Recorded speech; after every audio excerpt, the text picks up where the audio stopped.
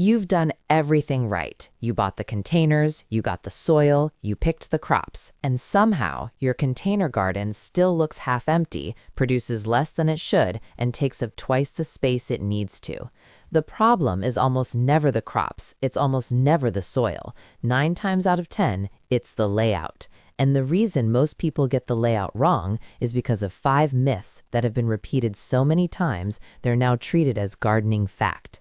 Today, we are going to dismantle every single one of them. By the end of this video, your containers will work harder, produce more, and take up less space than you thought possible. Welcome back to Green Roots, practical gardening systems for real spaces. Let's get into it. Container gardening advice has a problem. Most of it was written for ground gardening and then loosely adapted for containers, without accounting for the fundamental differences between growing in a fixed volume of soil versus growing in the open ground. In a ground garden, roots spread outward and downward as far as they need to. In a container, they hit a wall. That changes everything: how much water the plant needs, how quickly nutrients deplete, how close you can plant, and critically, how you arrange your space to get the most out of it. The 5 myths we're covering today all stem from that same misunderstanding. People applied ground gardening logic to container gardening and passed it on as conventional wisdom. Let's go through them one by one. Number 1, 1 plant per container.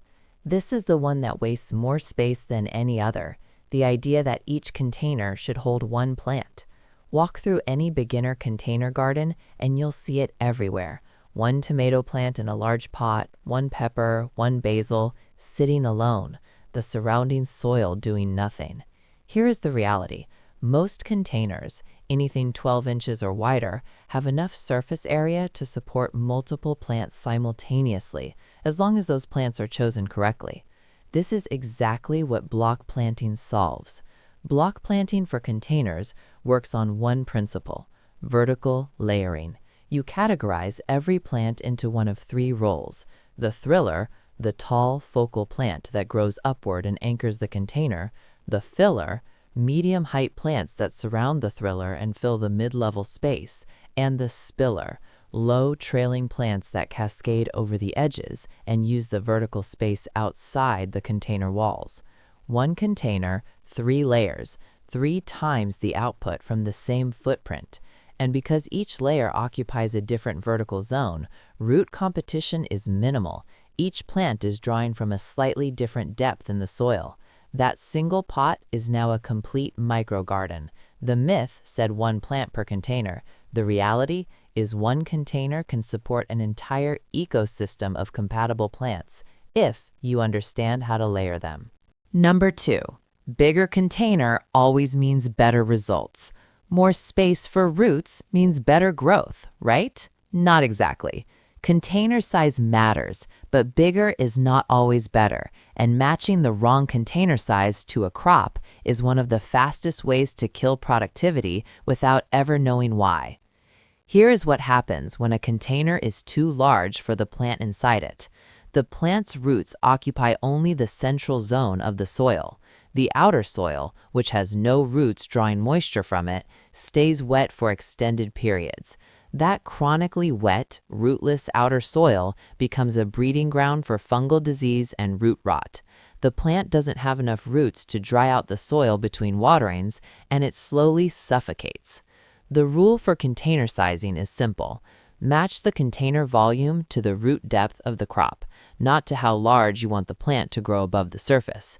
Shallow-rooted crops like lettuce, spinach, and herbs thrive in containers as small as 6 to 8 inches deep. Medium crops like peppers and bush beans need 10 to 12 inches.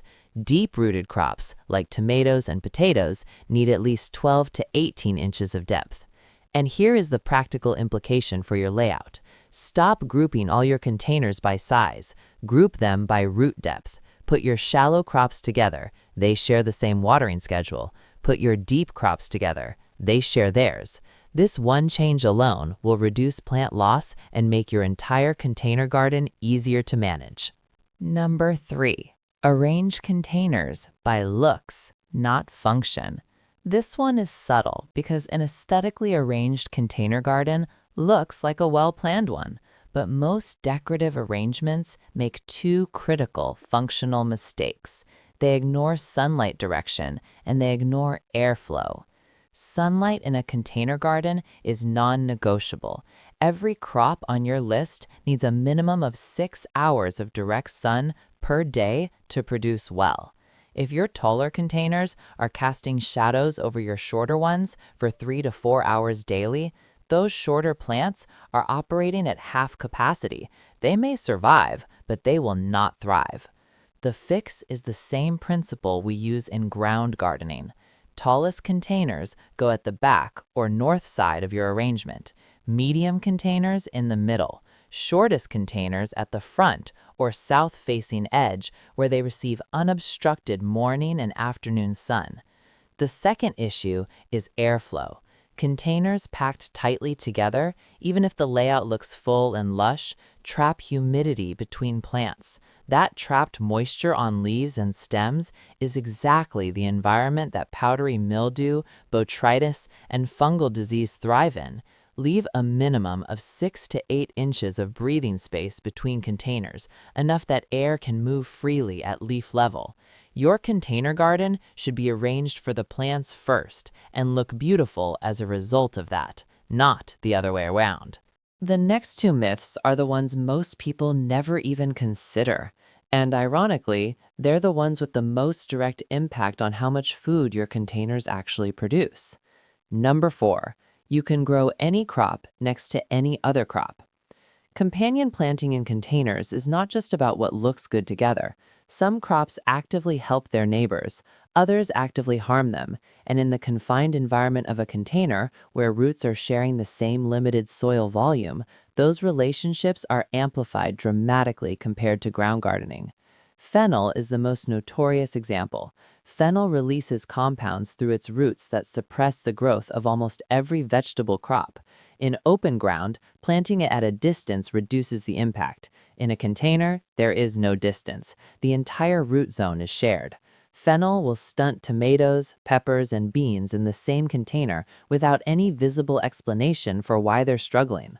On the positive side, some pairings actively multiply output. Basil, planted alongside tomatoes in the same container, does two things simultaneously. Its volatile oils repel thrips and aphids, the two most common pests on container tomatoes, and in doing so, it reduces pest pressure without any intervention from you. The tomato produces more, the basil thrives in the partial shade of the tomato canopy. Both crops benefit from the same container volume. The rule for container companion planting is straightforward. Before placing two crops in the same container, check whether they help, harm, or are neutral to each other. Helpers go together, harmers stay separate. Neutrals can fill the gaps. This single habit will change the output of every container in your garden. Number 5. A container garden layout is set and forget. This is the myth that costs the most over an entire season. The idea that you set up your containers in spring, plant everything out, and leave the layout unchanged until autumn. In reality, a container garden that isn't rotated and refreshed through the season is a container garden that runs out of steam by July. Here is what happens. In spring, your cool season crops, lettuce, spinach, kale, are thriving. By early summer, rising temperatures cause them to bolt, turn bitter, and die back. If you don't pull those containers and replant, you now have dead or declining plants occupying prime growing space for the rest of the summer. The solution is to plan your layout in 2 phases from the beginning.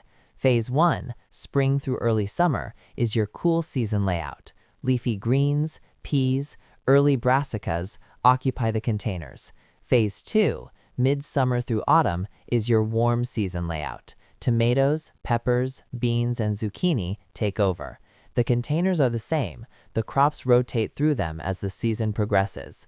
Between phases, always refresh your container soil. Remove the old root system entirely, loosen the remaining soil, and mix in 1 part fresh compost to 3 parts existing mix. Container soil depletes faster than ground soil because it has no natural replenishment from below. Refreshing it between phases keeps the nutrient level high enough for your warm season crops to perform. A container garden that rotates through 2 phases in a single season produces nearly double the food of one that doesn't, not because of better seeds or better technique, simply because every container stays productive for 12 months instead of 6. Now let's put all 5 Mythbusters together into one practical layout. This is what a correctly planned container garden looks like, using block planting principles from the ground up. Back row, 3 large deep containers, each one planted thriller, filler, spiller. Tomato as the thriller, basil as the filler, trailing nasturtium as the spiller. Tallest position, full unobstructed sun all day. Middle row, medium containers. Peppers paired with thyme. Root depths are compatible. The thyme repels spider mites, the primary pest on container peppers. Front row, shallow containers. Leafy greens running the full width, nasturtium spilling over the front edges. These are your phase 1 crops. They come out in midsummer and get replaced by beans for phase 2. Every container working, every inch of vertical space used. No wasted soil, no blocked sunlight. No incompatible crops sharing root space. This is what block planting does for a container garden. 5 myths, 5 fixes. Here's all of it in 60 seconds. 1 plant per container? Wrong. Use thriller, filler, and spiller to layer every container. Bigger is always better? Wrong. Match container depth to the root depth of the crop. Arrange by looks? Wrong. Tallest at the back. Airflow gaps between every container. Any crop next to any crop? Wrong. Helpers go together, harmers stay apart. Set and forget? Wrong. 2 phases per season. Refresh soil between each one. 5 changes to your layout, 0 additional cost. Dramatically more food from the same containers you already own. If one of those myths was something you believed, you're not alone. Most of them come from advice that was never designed for container growing in the first place. Now you know better. Subscribe if you want to keep building this system, and the next video goes into the 1 fertilizer mistake that silently limits every container garden and the kitchen waste solution that fixes it for free. It's on your screen right now.